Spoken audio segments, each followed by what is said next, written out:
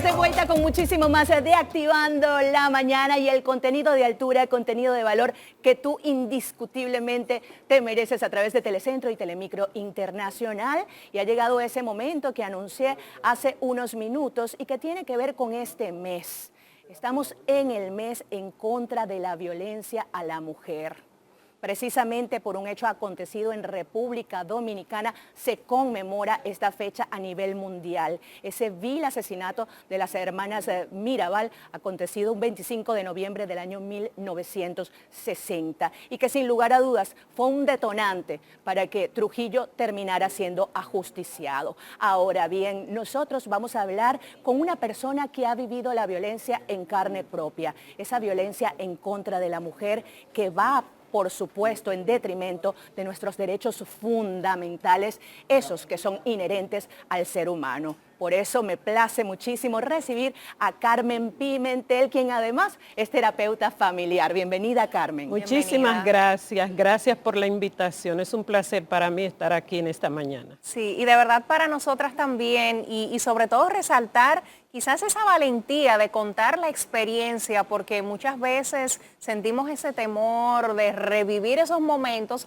sin darnos cuenta que nos pueden ayudar y por supuesto ayudar a otras personas a evitar estas situaciones. Entonces vamos quizás a introducir con esto, ¿qué es lo que le ha motivado precisamente a contar esa historia? Excelente. Antes de contestar tu pregunta, permítanme felicitarles porque de verdad que alegran la mañana de una manera tan profesional. Qué hermosa. Me encanta, yo las sigo desde los Estados Unidos. Muchas gracias, riégalo, Carmen, sí, riégalo, sí, que el mundo, que el globo terráqueo se entere. Este país necesita de esta profesionalidad y de esta excelencia que ustedes exhiben. Gracias. Pues aquí estoy, Carmen Pimentel, hace 9 años que salí de una situación que viví por casi 20 años, donde viví todo tipo de violencia, no se quedó una.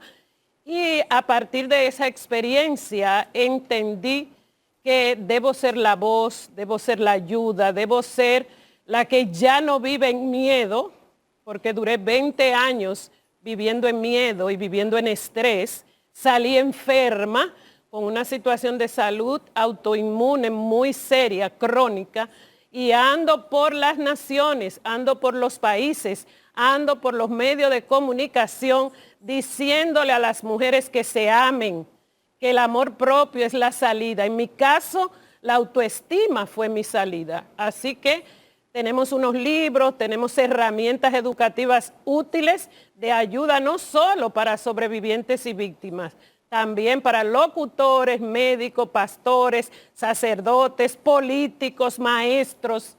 Andamos diciéndole a todos ustedes, los necesitamos. Excelente lo que acabas de puntualizar, Carmen, en torno a la autoestima. Yo siempre he dicho que hay una base para todo en la vida. Así como socialmente y en torno también al aspecto económico, la educación es la base de todo. En torno a lo que tiene que ver con nuestros sentimientos, debo decir, nuestra gestión de emociones, algo tan complejo en el mundo de hoy, la inteligencia emocional es base fundamental, pero más allá de eso, el hecho de autovalorarte, el hecho de amar tu autoimagen, el hecho de cómo te autopercibes. Y yo pienso que durante esos 20 años tú tal vez viviste en la oscuridad y muy probablemente amigas que están viendo el programa en este momento quieren salir de ese círculo vicioso que representa la violencia en sus distintas formas, porque señores, hay violencia psicológica que a veces incluso afecta más que otros tipos de violencia. Yo quería, Carmen, aprovechando tu testimonio de vida, eso que tú viviste en primera persona y que gracias a Dios y a tu resiliencia, a tu autoestima pudiste salir, ¿qué fue eso que detonó? ¿Qué fue eso que te impulsó a romper el silencio?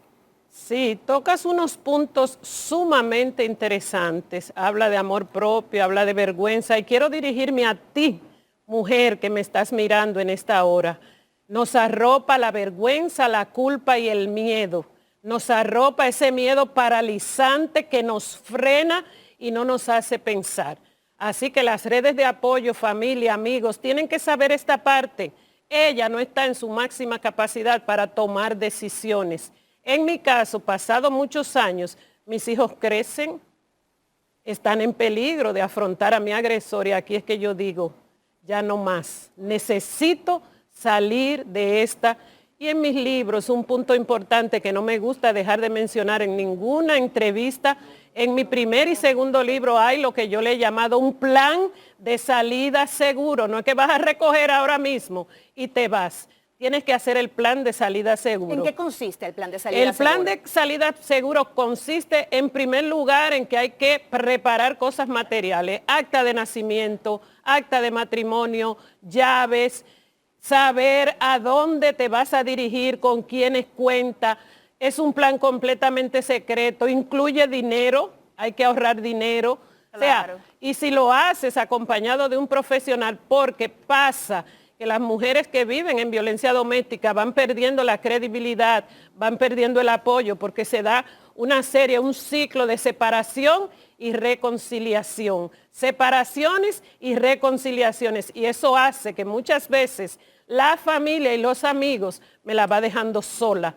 Entonces hay un momento en el que tú con apoyo, sin apoyo, debes decidir salir por ti, porque te amas, porque te quieres y porque no quieres ser, por favor, una más en las estadísticas de feminicidio de este país. Así es. Y como terapeuta, ¿qué podrías recomendar ya para las más jovencitas que quizás aún no han tenido una pareja, pero que vienen de este patrón familiar, que han visto precisamente a papá maltratar a mamá y demás? ¿Cuál sería ese trabajo que se hace en esas jovencitas para que no caigan en este patrón? Mira, esa respuesta está incluida en mi tercer libro que se llama Guía para Padres y Madres sobre Violencia Doméstica. El tema para no tener víctimas y para no criar agresores o agresoras está en el estilo de crianza, está en casa, está en decirle adiós a los estereotipos, está en que nosotros criemos hombres que amen, respeten, colaboren, apoyen a sus mujeres. Entonces, más que a las jovencitas, yo le voy a hablar en esa guía a mamá y a papá. ¿Cómo estás criando? Y ahí le doy una lista de señales que te dice a ti como mamá, como papá, mira, ojo, esa hija, ese hijo está relacionándose con un posible agresor, con una posible agresora. Pero sí, me doy cuenta y descubro que sí, que mi hija o mi hijo está con un novio pretendiente que puede ser un posible agresor. ¿Qué hago?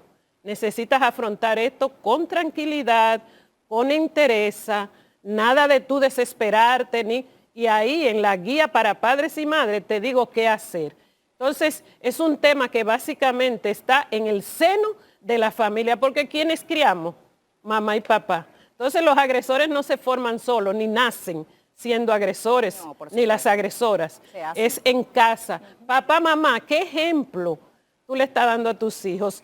Tu papá, ¿cómo tratas a la mamá de ese hijo? Y aquí un punto importante. Los hijos que están en un ambiente donde hay violencia doméstica son tan víctimas como la mujer por el hecho de estar ahí presente. Todos estos temas están en mi libro, todos en mis libros. Ellos están lamentablemente sufriendo la violencia intrafamiliar, que precisamente en muchos casos, en la mayoría de los casos en República Dominicana, proviene de esa violencia que se hace contra la mujer. Carmen, quería a propósito de este tema preguntarte, hace 20 años cuando comenzaste a sufrir este tormento que representa la violencia contra la mujer, ¿estabas en República Dominicana o estabas ya en Estados Unidos? Estaba en República Dominicana. Mi salida hacia los Estados Unidos es precisamente parte del plan de salida segura, donde debo alejarme e irme a un país que me garantice cierta seguridad. A ese punto iba justamente.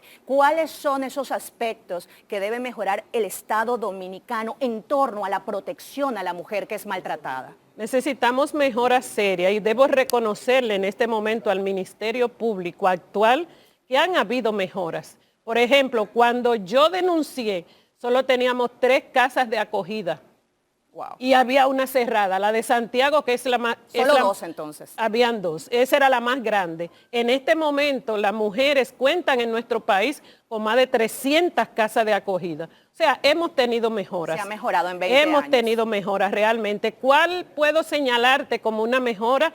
Es necesario que el Ministerio Público le crea a la víctima y que entienda que el primer paso del ciclo de la violencia doméstica es el control a nivel psicológico, es el primero. Amén. Entonces se van dando una serie de pasos.